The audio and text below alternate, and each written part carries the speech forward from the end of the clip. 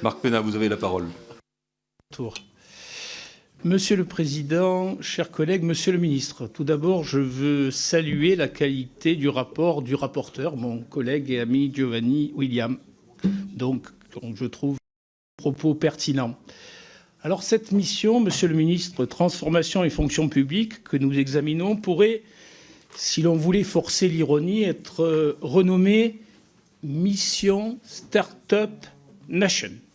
En effet, elle déborde de bonnes intentions apparentes, rédigées à la sauce du modern management. Au-delà, je souhaite d'abord rappeler que cette mission ne représente qu'une infime part du budget de l'État, à peine 0,13%, ce qui soulève une première question de forme. Agrémentée comme elle l'est aujourd'hui, elle devrait être au mieux le programme d'une autre mission.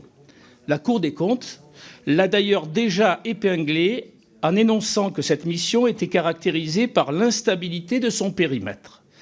Néanmoins, puisque nous l'examinons, allons au cœur des choses. Ces 0,13% sont destinés à remplir des objectifs que je souhaite rappeler textuellement à mes collègues. Optimiser l'efficacité opérationnelle de l'administration, on souffle, en optimisant les moyens financiers et humains alloués, tout en améliorant la qualité du service rendu aux usagers. Ces deux extraits parlent pour eux-mêmes.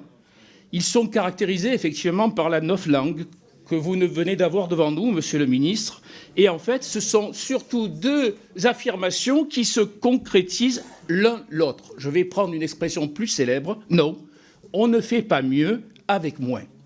Cela n'est pas surprenant car depuis 2017, c'est bien à cela que se réduisent les ambitions du gouvernement pour la fonction publique.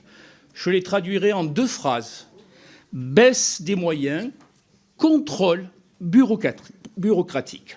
Pourtant, la transformation de l'État ne se décrète pas à coups de slogans et de formules creuses ou de conformité idéologique. Derrière les promesses de transformation ou d'incitation à l'efficience de l'action de l'État se cache une logique, ça a été dit, de rationalisation, où se construit au sommet, en fait, un pouvoir bureaucratique ou autoritaire, et à la base, un affaiblissement continu des agents du service public et donc de l'égalité entre tous les citoyens. Je vous donnerai, pour illustrer mon propos, deux exemples qui ne sont pas exhaustifs. Comment interpréter autrement l'augmentation quasi inexistante des crédits alloués à la formation des fonctionnaires, alors même que vous les aviez réduits de 54% l'an dernier?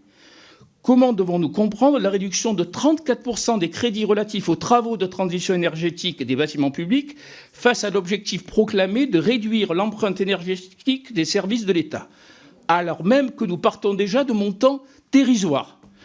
Monsieur le ministre, dois-je vous rappeler, parce que c'est là l'essentiel, que la fonction publique n'est pas une entreprise et qu'elle ne doit pas être gérée, comme vous dites, comme telle. Les vrais sujets sont ailleurs. Améliorer les conditions de travail des agents de l'État, rétablir le lien de confiance entre l'État et les citoyens. Tout cela, cette mission pourrait s'en occuper, mais elle ne propose rien. Pire, vous réduisez ces crédits de 27%. En bref, vous nous perdez dans des effets de langage pour déguiser l'austérité que vous imposez au budget de l'État. Le groupe socialiste s'inquiète, appelle à beaucoup plus de sérieux, à une vraie réforme de la fonction publique, guidée par de tout autre principe qui touche au service public et à la reconnaissance du travail des agents que je salue.